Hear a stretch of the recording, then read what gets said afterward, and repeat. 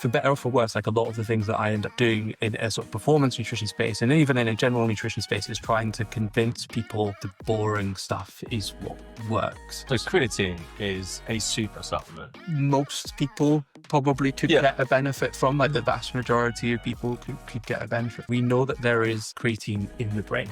And it effectively works in the brain the same way it works in the muscle, and it just makes the energy systems a little bit more efficient effectively. What is one myth you keep hearing at the minute you would just wish could just be funded?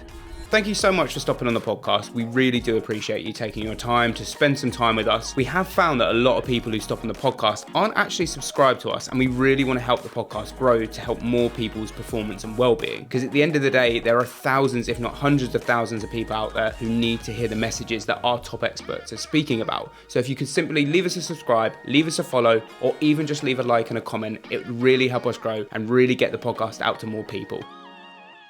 Welcome back to another episode of PerformWell Podcast. And I think this is our first time we've ever had a doctor, Dr. Paul Ferban. I hope I said that right. I know you gave me some lessons on it. Perfect. How are we doing, Lord? Yeah, really good. Thank you. Thanks for having me on in your first time doing a podcast. So Well, it's how it's going to go. Well, mate, honestly, it's a pleasure because when I think of doctor, when people think of doctors, they don't think nutrition. They don't think nutrition knowledge. They think GP, and we know how much education they get. So finally, we have a doctor that actually does it for them. So can we delve into you a little bit then? Okay, can you talk us through kind of your doctorate, your PhD, like what is all about, what are you all about? And then we'll go into a few details. Yeah, so like in terms of like education background, I've sort of dotted around in a few different things. So started off and did undergraduate degrees, so like a sort of bachelor's in science degree in sport and exercise science. I was really keen on sport growing up and wanted to sort of study at university. So went into sport and exercise science. It was sort of just before that and sort of heading into the degree, I was really into nutrition. Like I think naturally, like a lot of people, sort of young lads growing up, I was playing rugby, playing football, started going to the gym, wanted to sort of improve my own sort of body composition, sport performance, etc. So got into nutrition. So I was already kind of quite keen on nutrition going into the sports science degree program. Came out the back end of that. To be honest, wasn't really sure what I wanted to do. Like came out with the degree, not necessarily feeling a bit lost, but not having like a clear direction. Knew I wanted to do some stuff in nutrition. So I spent a year working, effectively saved as much money as I could, and then chose to do a master's degree in nutrition. So I did that up in Edinburgh, Queen Margaret University. That was a really, really good year for me. Sort of took a lot of, effectively I got lots of extra opportunities that just sort of landed on me in that time. So did both sort of studying. And then towards the end of my degree, there was a PhD studentship that was advertised. So like with PhD studentships, a lot of the time, sometimes they're funded. So effectively there's a pot of money that's available to go and do a doctorate program. I was fortunate in that there was something that came up that I was really, really interested in. So it was looking at effectively nutrition, exercise and healthy aging. So looking at sort of brain function as people get older. So I applied for that program, came all the way down to Bournemouth from Scotland, did the interview, luckily got it, which was really nice. So basically packed all my stuff, moved down to Bournemouth. I think that was 2015 it was. So then did my PhD, did some other stuff alongside the PhD as well. So like the way that the PhD program works is effectively, it's like almost like an apprenticeship within research. The idea is that you're going to run a research project and you're going to contribute in some way to sort of knowledge, to contribute towards sort of scientific body of evidence. So as I say, it was focused on nutrition and exercise for healthy aging. So I was looking at brain function, physical function within older adults, published some of that in some academic journals. Alongside my PhD, it was sort of about kind of halfway through, my supervisor left the university. Wasn't great for the PhD at the time, but all of his teaching effectively became available and it needed covered. So I hadn't really intended on, or hadn't really thought about going into teaching up until that point, but the opportunity arose. He had some quite niche modules looking at nutrition and brain function. That's what I was doing. And so that was my first sort of venture into teaching. And then I've sort of continued to teach. And now that's effectively what I do is my full-time job. So a lecturer at Bournemouth University. And then I work as a performance nutritionist as also sort of on top of that as well. So what is it that you struggle with in terms of nutrition? Or maybe you didn't struggle with nutrition. What is it that drove the curiosity to go on the path of learning this? Yeah, so it's a really good question. So I think I grew up really enjoying food. Like I sort of come, people talk about sort of kind of love languages. I very much grew up away from like a long line of feeders. So like my gran, as soon as you walk into a house, you get a plate of food chucked in front of you. My mum's really into cooking, really into baking. So I'm growing up effectively like watching cooking shows, watching my mum cook. I didn't realize how fortunate I was until I got to uni to have that sort of upbringing, and learning how to cook until I sort of met other people in halls and was saw how they were cooking and struggling with it. So I was so lucky that you taught us. I didn't have enough appreciation for it. So fundamentally, like I loved food, and like I wanted to be a chef for years. That's what I did my work experiences in school and stuff like that. And then, like I said, I sort of grew up playing rugby. I wanted to get better at sport, and sort of started going to the gym a little bit, and just I think that sort of liking of food and liking of sort of cooking combined with being really into my sport sort of led me into sort of nutrition. And I mean, I used to spend, hours in the evening as a sort of 16, 17-year-old on like old school, like men's health forums, like internet forums back in the day, trying to like learn about nutrition at a time. Didn't really sort of know anything or sort of appreciate anything around like sort of science until I got to university. But yeah, that was how effectively I got into it. Is I think like a lot of people, you get into nutrition fitness for your own sort of well-being, performance, and then sort of further on the line, you sort of gain a little bit of a passion for like helping other people. I love this you mentioned the men's health as well, because like, I don't know if you were the same, but I did exactly the same. I was like completely sucked in my men's health, all the titles, all the headings that like said, oh, you can burn 10 times more fat with this, or you can increase your sex drive with this, blah, blah, blah, blah. And go off into all these weird food combinations you can add, but there's no science behind it, or there is, but maybe it's not so clear. Yeah, it's like a lot of those like magazines. They contradict themselves like every other month of it. Yeah, it's tricky to navigate. This was a bit deep. I mean, we just started a podcast. I'm very sorry for going. But do you think this is part of society's issue? Like, it's this kind of like news being pushed out that's confusing the general population? Yeah, I mean, one of the things that's sort of really tricky for people, if you're just like a general fitness enthusiast, someone who just wants to, improve their nutrition, and you go online or go on social media and just try to learn a little bit more, it is like an absolute minefield, because it's almost, there's so much information available. So first of all, just having lots of information, whether it's right, wrong, or anything in between, can be really overwhelming. And then throw into that there's tons of conflicting views. That makes it even more confusing. And of course, the way that sort of social media algorithms work typically is that they'll push out things that get reactions, and people are very aware of that now. So they will create content which is quite polarizing, and we don't just see that within like the nutrition fitness spaces, like everywhere, right? So it just makes it really, really difficult for the general enthusiast to just try and learn a little bit. And it's difficult to navigate. And like the nature of like science and research as well is that with the sort of evidence-based practice realm, is that it's tricky to condense messages down into like a 60-second video. Like there are people who can do that, and they're really skilled. Like, I mean, I'll sit and waffle about this for 5 or 6 minutes and probably not even get to a point. So it is really, really hard to sort of condense information down and make it really useful within 60 seconds. And naturally, like the messages that are being pushed out there are sometimes a bit more polarizing, a bit more controversial, and not necessarily based in fact. And I think the other thing that sometimes social media does is it rewards pumping out lots of stuff, and it's easy to pump out lots of videos and content when you're not bound by inconvenience.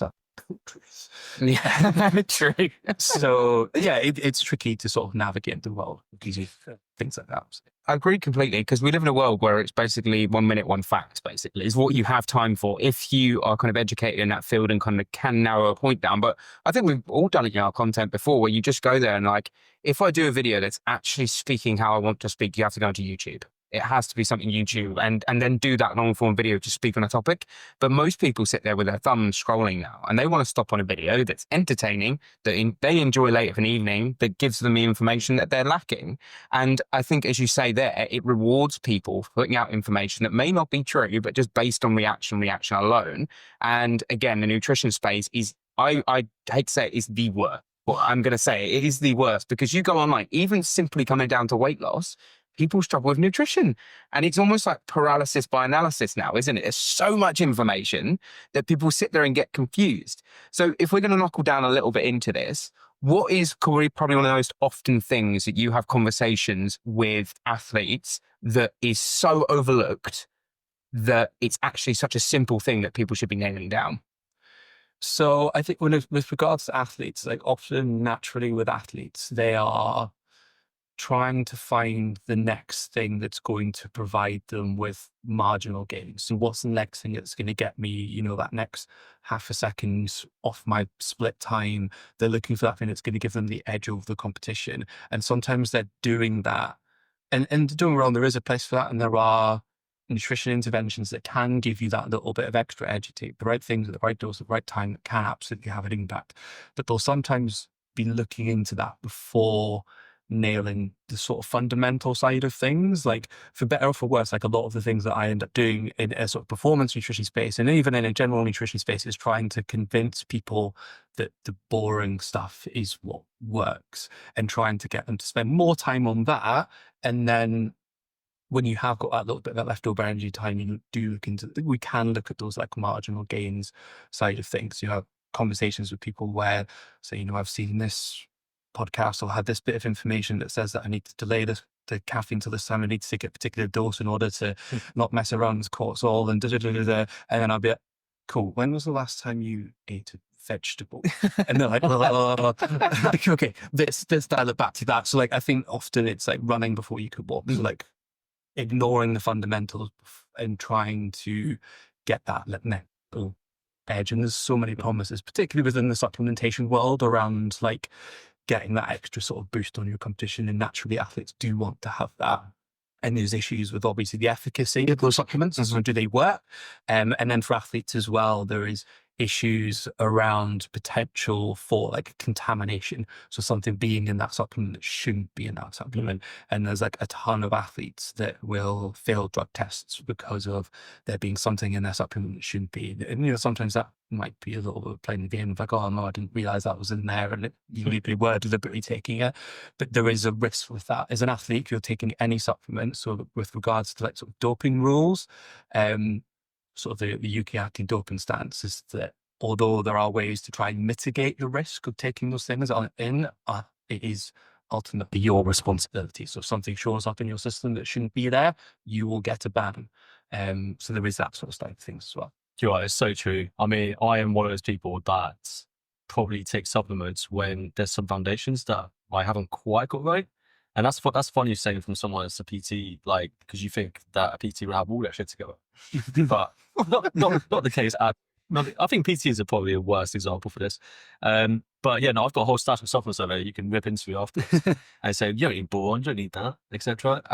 But it's true. Yeah, supplements are overly used before the foundations are fixed. And unfortunately, people will then go, oh, I'll take kombucha, my gut health is fixed. But they haven't eaten a vegetable in 2 weeks. Yeah. And they don't realize that a vegetable probably would be better than the kombucha. But yeah, I mean, you can work, and it's not to say that you have to do one before the other. Like you can work on both at the same time. Like you can work on nailing the fundamentals whilst also introducing some stuff which are like your marginal gains type of side of things. So like you could start taking like a creatine monohydrate supplement whilst also trying to increase your fruit and veg intake, for example. You can do both of those things at the same time, but it's not doing the former inexpensive, the latter. What's the easiest way to get someone to eat more vegetables, in your opinion? So put sugar on it?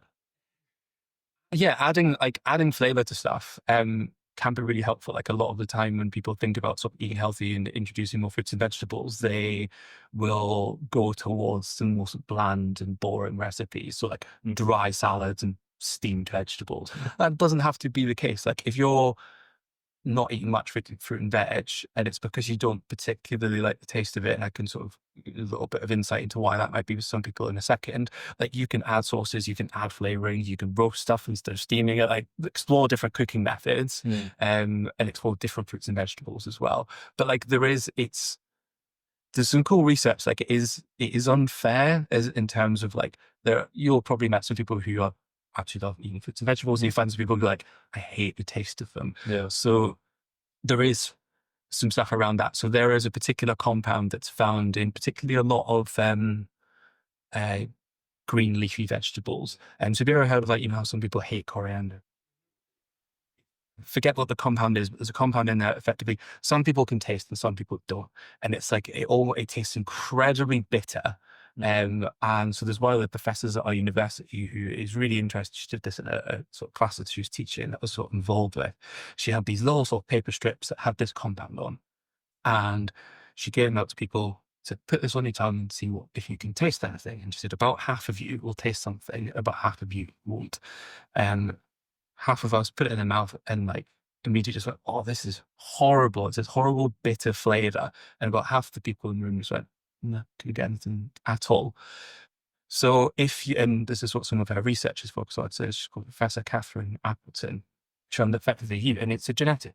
So effectively, if you have this gene where you can taste this particular substance, you are far less likely to eat fruits and vegetables. So like, it's not like a level playing field. And I think that's something that generally in nutrition would be really cool if people could understand. And weight loss is another prime example of that. Of like, it's not completely level. And there are lots of things that can vary from person to person with their just genetics, the background that they sort of come from, the postcode that they're in, that can influence their eating behavior. And that's just not simple.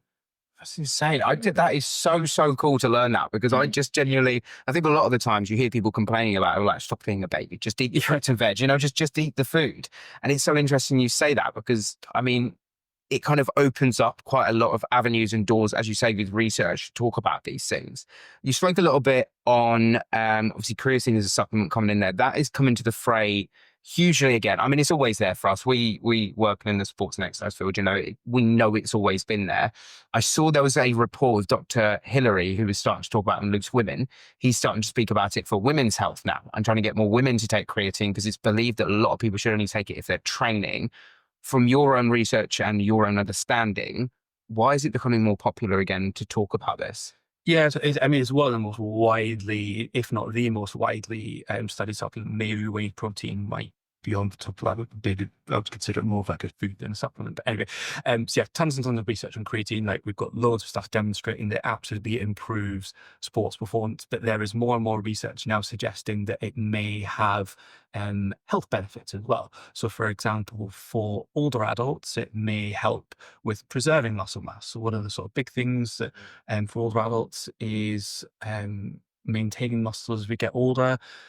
Reason for that is you can maintain functionality. So one of the biggest things for older people that they really value is being able to maintain their independence. So effectively being able to do what they want when they want to do it, and having a little bit more muscle mass can really help with that.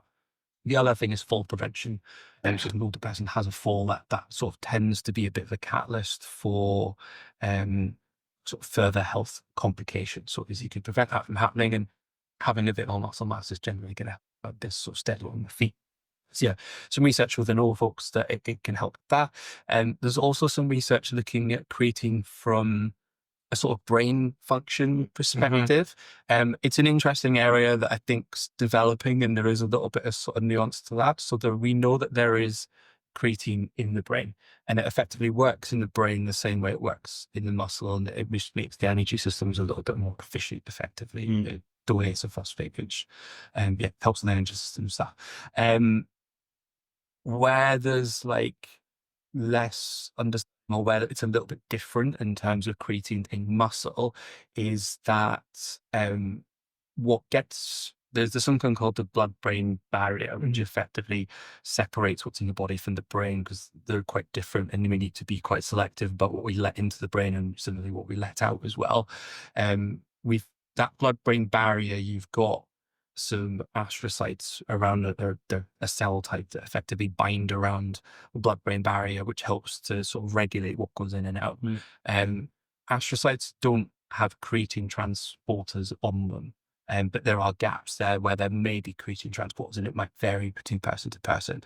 So we know that supplemental creatine does seem to get into the brain, but you might need a slightly higher dose, or it might take a bit longer compared to getting into the muscle for it to get up to levels in the brain where it would have like a sort of benefit. So there's been some studies looking at like cognitive function and whether if you supplement creatine, does it improve your sort of brain power effectively.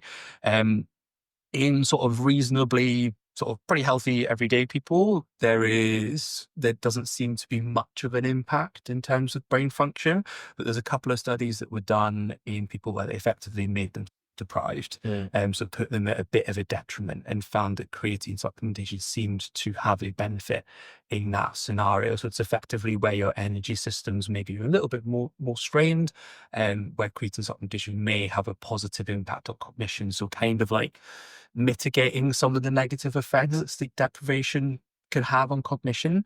So that's like another area where it's been being sort of looked at. The other area is with traumatic brain injuries and like concussion, post-concussion like symptoms. So when you have a brain, when you get sort of knocked around, so you're a rugby player, for example, you get concussed effectively, it knocks your brain out of equilibrium, there's lots of sort of damage that goes on there.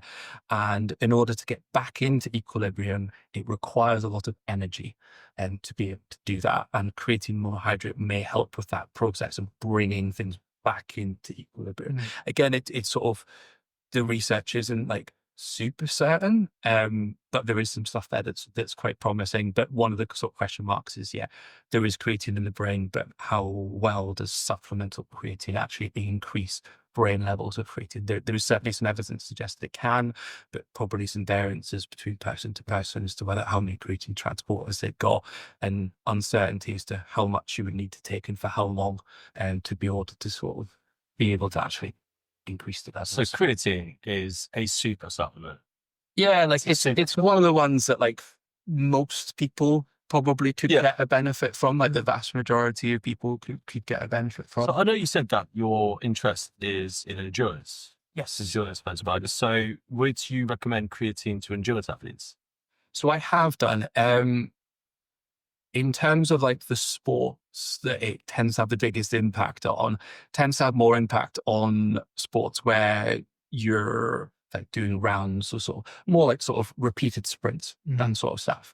So, your boxers, martial artists, football players, if you look at the research on creatine monohydrate and endurance athletes, it's probably not an absolute game changer in terms of performance. So if you've got a marathon coming up in 2-3 weeks, you take creatine, it's probably not going to have a huge impact on your performance. However, in the training blocks leading up to a marathon, where you might do some or endurance stuff, where you'll do some shorter efforts, some VO2 max type training, it may help squeeze a little bit more out of the training sessions. It may help cover a little bit.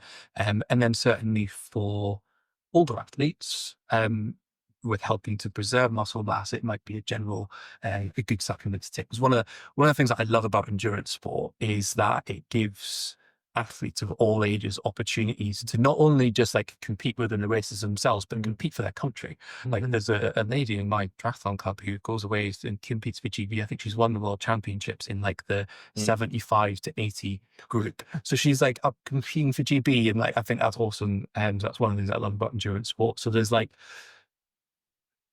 we can think about supplementation across different age groups. Here's the thing with endurance sports as well. I think we spoke about this with Mitch when he was on our podcast 2-3 weeks ago. One thing I've noticed with endurance sports is that there's a lot more older people in endurance sports than there are in, like, say, powerlifting or sprinting, for example. Like, I see a lot more younger people going for the more intense sports. I was just wondering, is that something that I'm just observing, or is that statistically because older people have a different resilience mentally that might help them with endurance? Oh, it's a good question. To be honest, I don't know the answer. In terms of like statistics, no idea.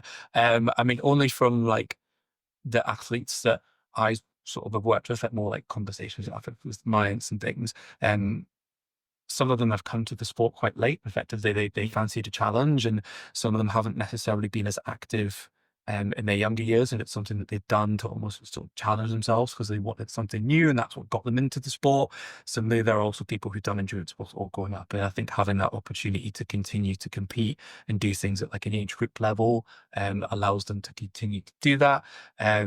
generally, I think the sports are sort of pretty inclusive, and they sort of celebrate everyone at sort of all ages and sort of backgrounds coming in. Yeah, I mean, yeah, I don't really answer the question. Do you know, I'm so excited about it. We've got so much we can go into. I'm actually curious because obviously a lot of our listeners are professionals, entrepreneurs, people that are like in high stress careers. And we'll talk about creatine briefly as potentially some kind of nootropic, potentially, if that's the word you use. Yeah, like it definitely a supplement that could potentially help with cognitive function. Probably when you're maybe a bit sort of tired, maybe a little bit sleep deprived. That sort of that's where the evidence seems to be the sort of strongest. So like I think about sort of things like shift workers, like people who you know maybe are going to be a little bit sleep deprived just because of the nature of their job and switching between sort of nights and day shifts. It might be a great supplement for them. Like if it could improve your cognition ever so slightly, maybe that would help with. And I mean, I'm kind of speculating here because there's not any research specifically in sort of shift workers, but you know, could that potentially be the difference between you know mistake happening? So I know throwing this at you about you obviously know what the questions are going to be, but let's say we're trying to improve someone's stress levels, their cognitive ability with just food, no supplements at all. Like, what would be the best vitamins, minerals, foods, the type of things that would help them not just lose weight, but cognitively become better, smarter, sorry, it's not the right word, enhancing their cognitive ability at the moment in time, and decreasing stress? So that's a good question. In terms of like cognition, so there's a couple of like key, the ones that I'm sort of most familiar with and like I'm aware of, there's quite a good bit of evidence around. So like omega-3 fatty acids, likely important for brain function kind of across the lifespan, but sort of particularly at sort of both ends, sort of like for brain development as we're younger, and then also for like preserving cognition as we get older. So like about, to put that into sort of perspective a little bit, so about a third of, if you tickle water of the brain, about a third of the dry weight is made out of fat, and then about 10% of that fat roughly is a fatty acid called DHA, docosahexaenoic acid, which is a specific type of omega-3. It's the stuff that's in fish. So yeah, DHA seems to be quite important from a sort of brain function perspective, like I said, particularly for brain development, and then as we get older as well. I mean, I've done sort of research into omega-3. The sort of take home of my study into it is pretty much like eat fish. If you don't like fish, then consider a fish oil supplement, not a cod liver oil supplement. Go for a fish oil supplement. What's it? So cod liver supplements will have omega-3 in it. So they'll have the two main ones are EPA and DHA. So we'll have that in there. Cod liver oil, because it's from the liver, will have a ton of vitamin A in it. And vitamin A is one of those micronutrients where you can actually have too much. Good thing, it's stored in your body and you can actually get too much of it. So on the cod liver oil packets, you're limited as to how much you can take based on the vitamin A content. So you can actually pretty much struggle to get enough omega-3 and to actually do you any good. Whereas a fish oil supplement, you don't have all that vitamin A in it, so you can bump up the omega-3 dose ever so slightly.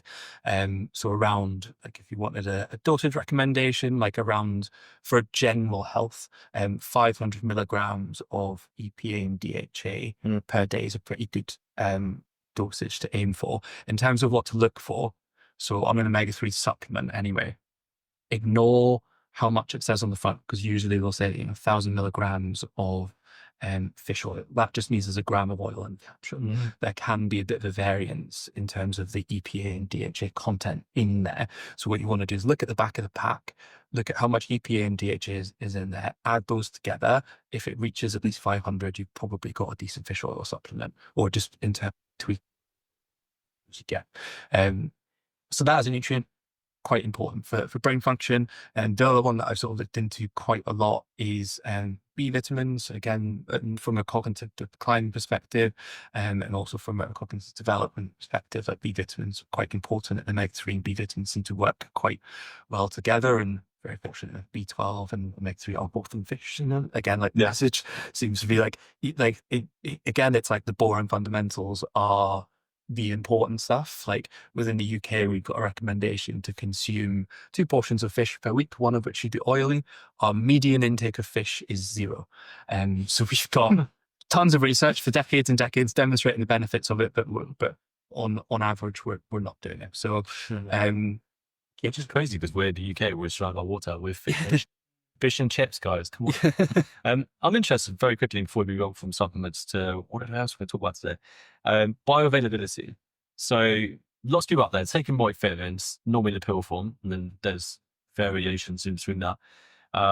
They obviously getting all their vitamin and mineral needs for it. They're probably not eating a lot of fruit and veg. That's probably why they've gone down this road. But there's this talk about bioavailability. Are people actually absorbing and using those nutrients? Is there anything that you understand about supplements in terms of what can boost bioavailability? Is there some supplements people should avoid?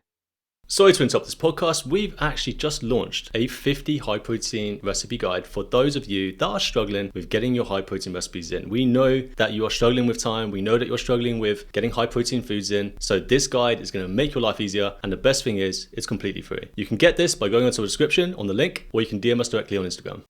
So, I mean, there's such a wide variance in terms of, what's in supplements. And generally speaking, if you can get most of your nutrients from food, it will typically be a little bit more bioavailable than what's in supplements. Not always. There's certainly some exceptions to that. But yeah, it's hard for me to comment from because there's so much variance in the supplement markets, that. But it is like a good consideration. And I mean, I know, for example, maybe quite a good example is there's a lot of plant-based milks have become really, really, really popular. And a lot of plant-based milk companies will fortify those milks so that effectively there's a lot of nutrients in dairy and in milk in general. That's quite good for us. Calcium's the obvious one. That is missing within those plant-based milks. So sometimes, but not always, sometimes they will add in those nutrients. But a lot of the time it's like a calcium carbonate, which isn't quite as bioavailable as the calcium you would get from milk. So although you've got calcium in there, it might look at a reasonable dose, won't necessarily be as bioavailable. So it is a consideration. But yeah, it's tricky for me to give precise recommendations based on the supplement market being so varied as to what's in there in different forms. So, but yeah, if you can get most of your food, you're going to be just generally be a food first, take a food first approach. And then I think a multivitamin can be like a little bit of a sort of insurance policy, nothing else. But the thing with relying on multivitamins and minerals for vitamins and minerals is that you're missing out on fiber being a key nutrient. So fiber is really important. That's in all the phytonutrients as well that are in fruits and vegetables. So fruits and vegetables aren't just vitamins and minerals, there's lots of other things within there as well. And the other thing with having sort of more of a food first approach is that if you're eating a healthier diet, you generally displace foods which are less healthy as a result. So there's a larger net benefit there. I'm interested that you're taking carnivore diet. Considering you said fiber is obviously very important, which I agree with, by the way. I'm not disagreeing. But carnivore diet, a distinction of that is obviously avoiding fruit and veg. Yeah, it's, I've been around and I've been sort of doing this for quite a long time now. Quite a lot of weird trends come through. And when I saw that, I was like, this no way else to become big. It's even for this world of the wild west of nutrition. Sometimes even for this seems wild. There's no way to take off, but it just has. Some prominent figures like Jordan Peterson, and his daughter, they swear by it. They swear, and I think his daughter literally has a steak every night. I think it is. I can't remember exactly. I think steak and eggs and fish. Yeah, that's it. I mean, to talk really, if we go really, really broad, but and you could replace carnivore diet with pretty much anything in here, any sort of dietary fad, is a lot of the time they do produce at least short-term results for one reason or another, which creates a buy-in to that. It doesn't, those results don't necessarily come because of the diet and maybe more in spite of it. I think the other thing that's, if we think of that as more of an alternative approach, and you can talk more broadly around sort of alternative medicine widely, so a lot of the time people who go down that route usually feel like they've been let down by more, I suppose, traditional providers, I suppose, in one way or another. So that almost drives them towards these more alternative approaches. So yeah, I almost it's not as a pity, feeling sorry for people that I think a lot of the time when people turn to more extreme approaches, it can sometimes be because they've been let down by other approaches. So I feel like as much as sort of joking about it and sort of not a great approach to take, I like to sort of try and approach people with, I suppose, a way of like trying to change their mind as opposed to sort of belittling them for following an approach that maybe has brought about some short-term results. So like in terms of the carnivore diet, I can understand the reason why it potentially produces results is that it's incredibly high protein, because obviously it's all meat, because it is pretty much like sort of steak and eggs effectively. It is quite, I don't know if I'm going to use the word bland, but like it's not a very varied flavor profile. So one of the things that we know is that when people consume a reasonably bland diet, or a diet that doesn't have tons of different flavors in, they will start to eat less anyway, and they will crave less foods in general. So like it's probably working because it's providing a low list of foods that someone can consume, really, really high in protein, and is pretty samey in terms of flavor. Like that's the reason that it's probably producing some results in some people. But like I say, it's incredibly low in fiber, it's incredibly restrictive, very high in saturated fat, not going to be great in terms of long-term health promotion. And we're already seeing like anecdotes online of people saying, you know, I've been on carnivore for this long, and you know, I've got a LDL cholesterol that's like through the roof. So yeah, it's not going to be health promoting in the long term. Can we flip that a little bit as well? Because I know there was a series that came, I want to say it's like 7 years ago now. It was a long time. Do you remember Game Changers? When that came out? Yeah. A lot of athletes went down the line of becoming vegan, didn't they? And that became a very popular dietary choice for a lot of people who sat and watched that on Netflix.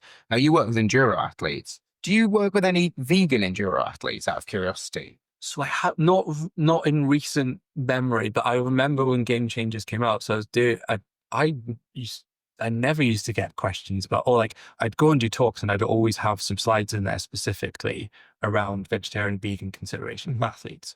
And I'd do the talk, and somebody said, "Oh, is anyone vegetarian, vegan here?" And I'd get no hands. But cool, skip. And I was trying to help you, but I was trying to make sure that I had covered all my bases. But if no one's here, this is all relevant. But when Game Changers came out, suddenly I was those slides became a lot more relevant, and I was getting more questions around vegetarian and veganism, and whether that was like going to be a game changer for sports performance. In terms of, does it improve sports performance? It's not, I would say it's pretty neutral. Like it's not inherently detrimental. It's not inherently beneficial either.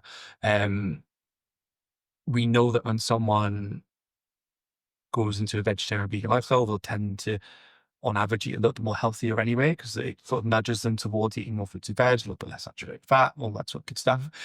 With regards to athletes, the potential downsides, and these are all things that can be really easily mitigated. So for athletes, they will have higher energy expenditure, and so energy intensity, calories in, calories out. That's the most important thing for athletes.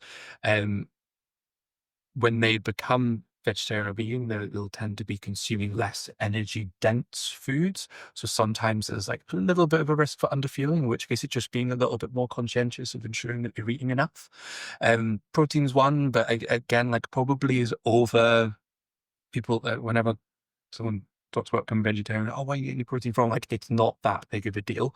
There's tons of options that are available now, that like, especially now on like plant-based protein options, you need to be a little bit more conscientious around like the combining of sources to make sure you cover all your bases for your amino acids, but not that big of a deal.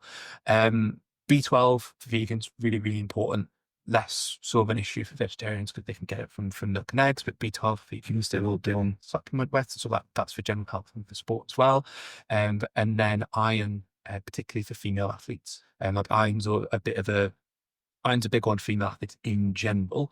But we know that plant-based sources of iron are a little bit less bioavailable than animal-based sources. So again, it's not a case of, oh, you can't get it and you're doomed to be a terrible athlete. It's more a case of like, you just need to be a little bit more conscientious of consuming iron-rich foods, and opting for vegetarian alternatives or vegan alternatives that are fortified with ions. Like, we've got a lot of cereal vegans fortified with iron as well.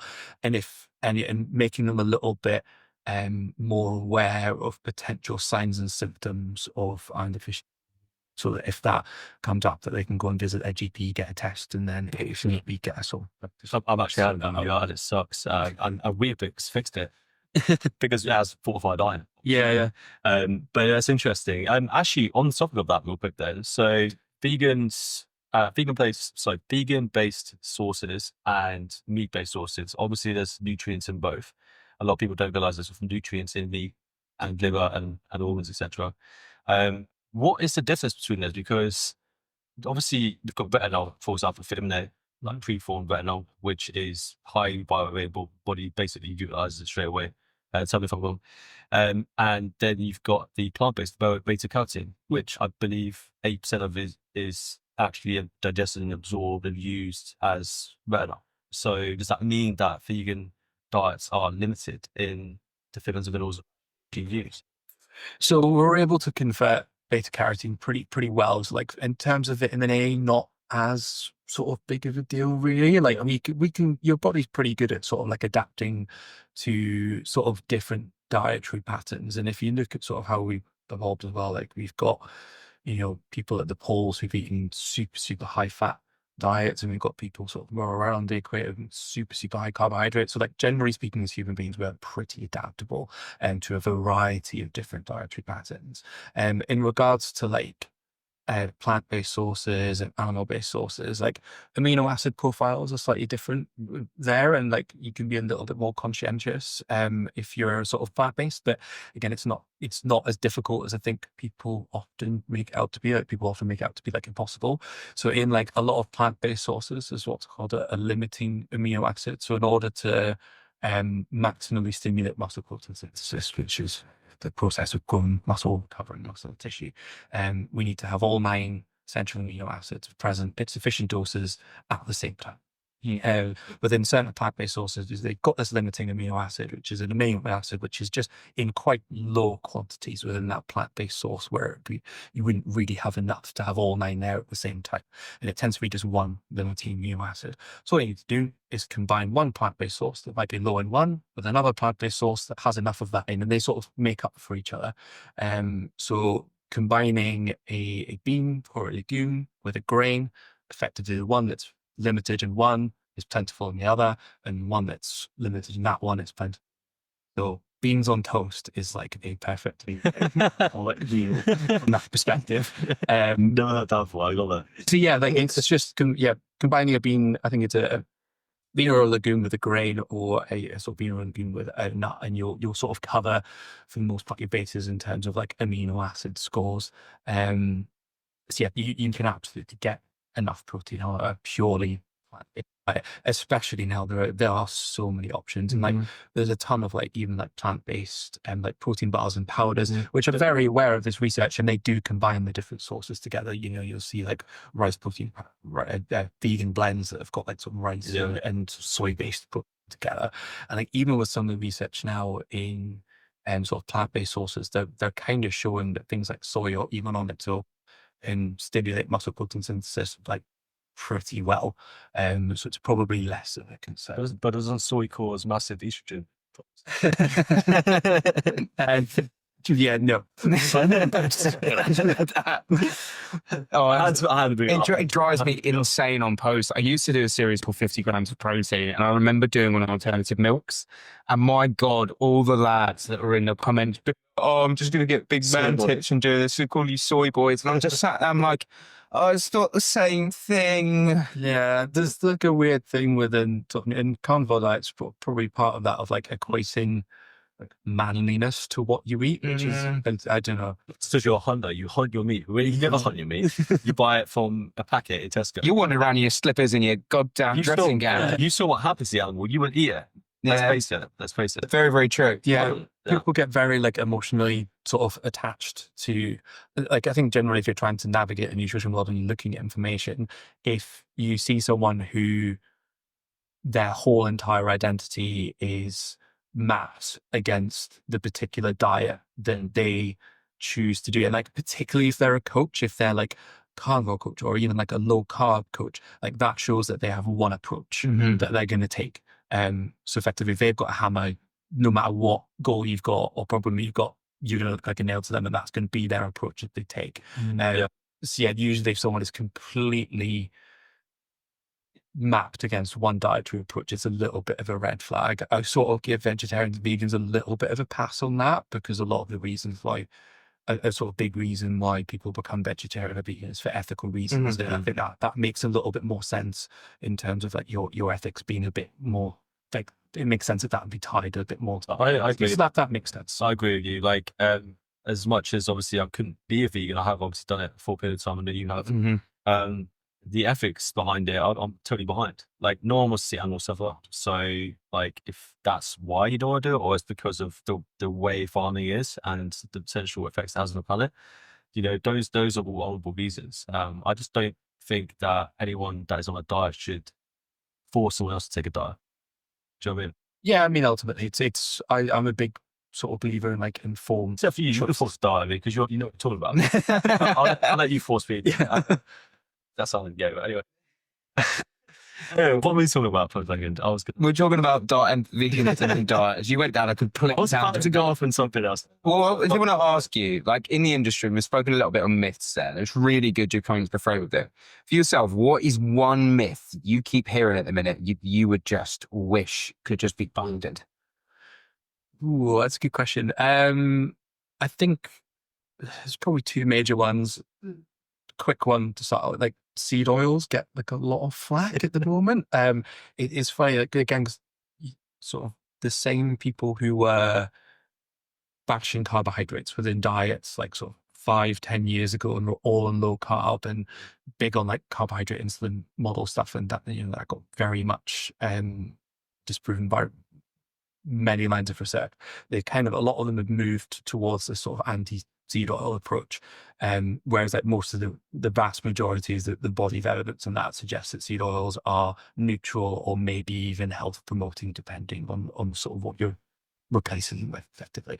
And so that's probably like one big one that's out there at the moment. And then the other is like the processed foods and ultra processed foods are like a big talking point in the minute. And there's lots of sort of research on this as well. And like, it is a bit of a gray area, but the notion that processed or ultra processed foods are inherently always bad is something that I wish would go away as well. It's a tricky one, because like, if generally speaking, if the entire population replaced some ultra processed foods with minimally processed foods, they would absolutely get healthier as a result. Like, I pretty much say that with quite a lot of certainty.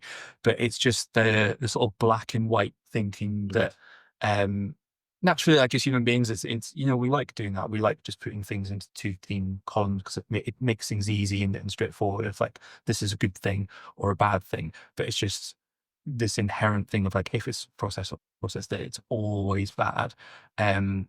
Rather than thinking of like the context that's within.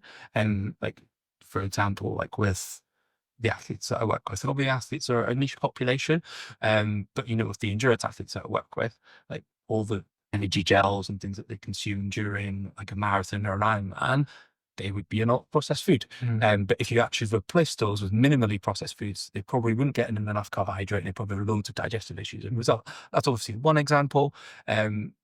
One of the things that we know about ultra processed foods is they're perhaps less satiating, so more prone to overeating, and that might be one of the reasons that they sort of contribute towards obesity. But again, in like an athletic population, if we've got someone who's underfueling, sometimes people effectively will, and it's really common with athletes, is that they will eat healthy or eat more clean, and as a result, they will undereat for their energy requirements. So as a result, actually getting in a little bit more, actually swapping out some of those healthier foods for an ultra processed food actually might allow them to consume enough energy to meet their demands, which is fundamental. So that's like just a couple of examples. And I say athletes are a niche population, but there's also a thing of like, there's a bit of a sort of message around, you can never eat any little bit of ultra processed food is going to be bad for you, and you're a bad person if you consume it. Whereas actually, like, there's room to consume some foods which are sort of tasty food, and that's what they are. These are tasty, and there's room to have that in there. It's not black and white. It's not good or bad. I mean, that's a really good message. honestly, for a lot of people. Yeah, I mean, it's brilliant that you mentioned that, because obviously it's very easy to think UPFFs, as I said, ultra processed foods. Yeah, UPFs are the worst thing out there. I think often a lot of vegans as well, when they go vegan, they often have a lot more UPFs from what I've seen, just because of the fact that I'm talking like fried burgers, for example, the Beyond Burgers, even about. like they go from basically eating processed meat food and then have processed vegan food, and they don't necessarily feel any healthier. Yeah, it's sort of interesting. Like if you went back like maybe 10, 15 years ago, if someone became vegan, they would probably become healthier just by like, and they've got no options in terms of like, they've got no junk food options effectively because it just wasn't catered for. Whereas there is more people becoming vegetarian vegan for various reasons, ethical reasons, environmental reasons, health reasons, etc. So obviously the food industry pivots into what people want. It's really interesting how much the food industry pivots for that, and then give people what they want. So there is a lot more veggie and vegan junk foods that are available now. So yeah, I haven't read anything as much recently on that, but yeah, I think there's a lot more options available to have a less health promoting. Whereas becoming vegan a few years ago would be by default almost healthier. There is definitely more for it to be less health promoting. I want to know your thoughts before we get to the world, obviously. What are your thoughts with RFK's plan in America to force doctors to learn nutrition at a high level? GPs, I mean. Yeah, so it's okay. Yeah, I have some thoughts on he's interesting as a character. Doctors already do learn about nutrition, like it's in their curriculum. They will learn a bit about it. Obviously, some doctors will lean into it even more, and they'll go on and they'll do more and more stuff with the nutrition, and they'll go really heavy into the sort of lifestyle side of things. Others won't. I think generally having some good information on nutrition will only help medical practice. RK Jr., broadly speaking, I'm not a huge fan of. I think the movement that he has with the sort of Make America Healthy Again movement has some reasonable takes in terms of it's putting an emphasis on lifestyle and nutrition, exercise in terms of like prevention and also even treatment for disease as well. I think one of the things that I don't like about it is they almost frame it as if they're the first ones to come up with it, and that like that's never happened before, and that no other government, and that there hasn't been an emphasis on that. And they're absolutely like, we've got physical activity in America, they've got physical activity guidelines, they've got nutritional guidelines, they're pretty evidence based. Like one of the biggest issues is not that the guidelines are bad, it's that it's really hard to follow the guidelines because of a variety of things, social determinants of health, the activity environment that we've got, food environment that we've got. And that's obviously like more like a public health side of things. So they have some good intentions, but I mean, he's wrong about a lot of stuff. It's actually a political move as opposed to... Yeah, and there seems to be quite a lot of with him, and he's not the third person, but to have quite a strong personal responsibility message. So almost like if you're unhealthy, it's your fault and you need to do something about it. And whilst there is something to be said for people taking ownership of their health and seeing about what they can do, we know that it's not a level playing field. From like a population level, it's not fair. There are people who live in areas where it's not safe to exercise outside. Of course, they have limited options to move around. We have people who live in areas referred to as food deserts, where it is actually really difficult to get access to healthy, affordable food, and it's not fair. But often, sometimes the message is, well, you need to pull yourself bootstraps. It's your fault, and that's it. It's not helpful. It's not helpful. It's not fair, and it's not scientific either. At a sort of public health population level, you need top-down approaches as well as bottom-up approaches to make things work. So yeah, I think he will be a net negative for health in America. Not only for his I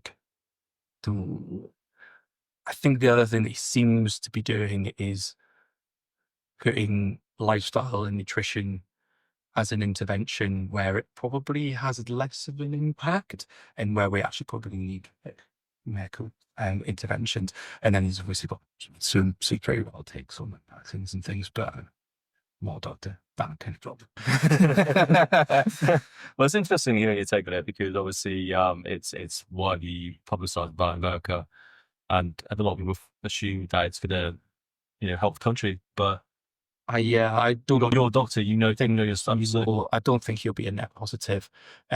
Maybe there's some good intentions there with trying to improve nutrition lifestyle. But I think the way that he is doing that is not helpful. Like even I'm fairly sure he's been like talking about how the dietary guidelines are not good, or aren't based on evidence. It's certainly not the case that the dietary guidelines aren't perfect. But like I said, the biggest issue isn't what the guidelines prescribe. It's more that people aren't following the guidelines, and there are loads of complex reasons as to why people don't follow those guidelines. There are some of which are within an individual's control, and some of them aren't within an individual's control. We think from a public health perspective, trying to create an environment in which healthy choices are the easy choice will have much more sort of impact. And there's loads of examples, like we're pretty good. There's loads of like cool stuff that we do in the UK to try and sort of improve the health from like there isn't telling people what to do. So like food fortification is like a perfect example of that. So we are about to, this is coming soon, or it might even be already in place, is we'll have mandatory fortification of folic acid within flours. So that will be added into effectively like white flour. It's something that we already do with certain nutrients, is add them in there. So the food industry, anything made of white flour has to have certain things in it. With folic acid, the reason for that is that we know that lack of folic acid during the early stages of pregnancy can directly lead to neural tube defects, so like spina bifida. And that's why all people who are trying to conceive or in the early stage of pregnancy will be advised to take 400 micrograms of folic acid a day. Supplementation is to prevent neural tube defects. We know that can absolutely prevent it.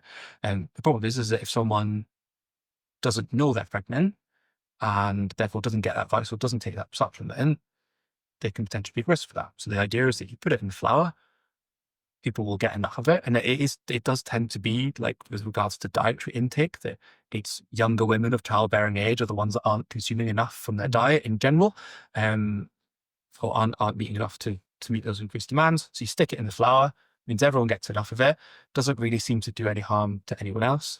So it is a net benefit. And they've done it in America for years. And there's if you look at the graph, you can see rates of spina bifida or rates of neural tube defects within children. They have the point at which it became optional for the food industry to put folic acid in, see a big drop down, and the point where it became mandatory, an even bigger drop. So a massive difference in terms of public health. It isn't just telling people what to do, it's creating an environment where effectively that nutrient is in.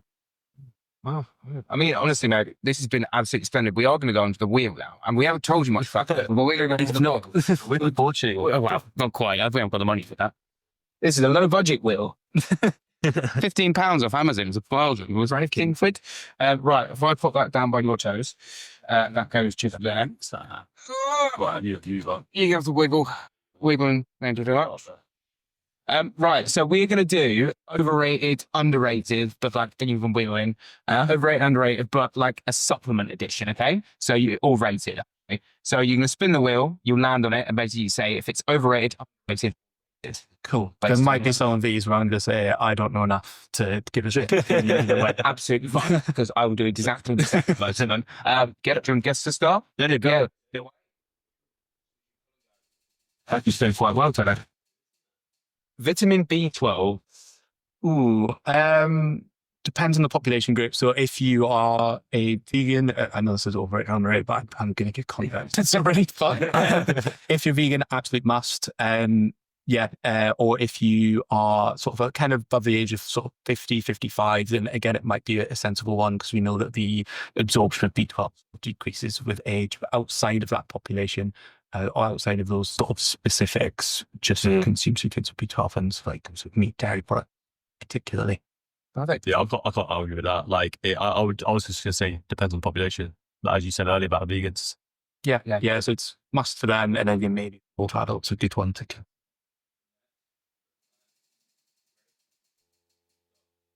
Collagen. Do you want to go over it? You going to go first? Collagen. I mean, I don't know. I've read stuff on collagen that it doesn't quite absorb through the gut the same way to be utilized. If that makes sense. So you can't utilize it the same way that you would with your body's created it from eating proteins. But I'm not entirely sure. So generally overrated, I would say, just from at the minute, it seems like it's getting a bit of a moment in the sun, and like it's being added to a lot of stuff. Where it might be potentially useful, and again, like the research on this is like not super certain, but there's some promising stuff around like tendon and ligament injuries. So like those are made out of a lot of collagen. There is some research where they effectively gave injured athletes who's actually gelatin supplementation. It's got collagen in, got them to do a little bit of skipping to try and stimulate collagen synthesis, and it did produce some promising results. And so within that context of like if someone's got like a ligament tendon injury, maybe worth supplementing. I think a lot of the marketing at the moment, and in terms of like a protein source, it's not great for stimulating muscle protein synthesis. It doesn't have a great amino acid score. I think it's tryptophan that it's missing out on quite a bit, and it's not great for that. There's some stuff on skin health, but yeah, I'm not convinced. And isn't there two types of collagen as well you can supplement, and one of them is pretty useless, and the other one's one that we actually can use? Well, I don't know that one. I'm not sure. That's what I told my physio, because when I had my spinal issue, he said there's some issues that's going on there. And he said type 2 collagen was the one to supplement. I can't remember. That's what he said. Type 2 collagen was the one to supplement with the injury that I had specifically. So the studies that I've seen, I think they were gelatin. I think it was 15 grams of gelatin. I can maybe follow up on that just to make sure. So you're saying wine bonds are good. I mean, yeah, I'm a fan, so yeah, maybe. Yeah, right dose, right timings. Yeah, I think it's 15 grams. Just bought like literally gelatin that you can buy in like the baking aisle, like that sort of stuff. Everyone's going to be so happy. They can have their like ground-free strawberry jelly. Would be so happy with it. Yeah. Gelatin, vitamin C, and a bit of skipping was what they did in the research that I'm aware of. To stimulate collagen. So we've done that. Margaret, give me something more interesting. We'll just land on iron. I mean, as you said, with vegans, iron is really, really important. I think people as well don't talk much on just women in general with their periods. I think it's super important. What's your views? Yeah, so absolutely. For women of childbearing age, it is a nutrient which they need a bit more of, and it's also a nutrient that don't tend to consume enough of, particularly if you're an athlete or a runner, you'll have increased requirements for it. So there's effectively, particularly for runners, like impact, when you're pounding the pavement with your feet, your iron turnover is increased just through that sort of pounding on the pavement. It's like an impact thing. It's sort of, I forget, there's a hemolysis. I forget, it's effectively not quite damage isn't the right word of like the red blood cells, but your iron turnover is increased. So as a female athlete, your iron requirements are higher anyway. And if you're a runner and you're in an impact sport, it might be increased ever so much. And slightly on top of that as well. I had a conversation recently with someone from a nutritionist from GB Gymnastics who's seen within their trampolinists increased levels of iron deficiency despite consuming like pretty good amounts of iron. And they're suspecting that it's probably because of effectively the bouncing and the impacts that they get from that increasing their iron requirement. I mean, I wouldn't say it's overrated or underrated. I think, I did anemia when I was younger. So for me, I had my iron supplement. It did help, but I didn't want to be dependent on a supplement. So I ended up just basically focusing on eating more nutrition that had iron fortified in it. And that seemed to fix the issue. So I wouldn't say it's overrated. Yeah. Obviously for the, women in particular and what you said. Yeah, it depends on how deficient someone is. So like the only way to know is to, visit a GP, get a test. They'll be able to tell you where your levels are. If they're super, super low, then the best thing will be to get a supplement. And it'll give you the GP will be able to give you like a corrective dose that will get you up to like a regular level. And then at that point, you can probably get vitamins through those, being a bit more conscious. Yeah, for athletes, for female athletes, if they're not even, there's a study that I saw on rowers a few years ago. So we've worked with quite a lot of rowers. For rowers who were iron deficient, but not quite anemic. So they weren't at quite the point where they had any really bad symptoms.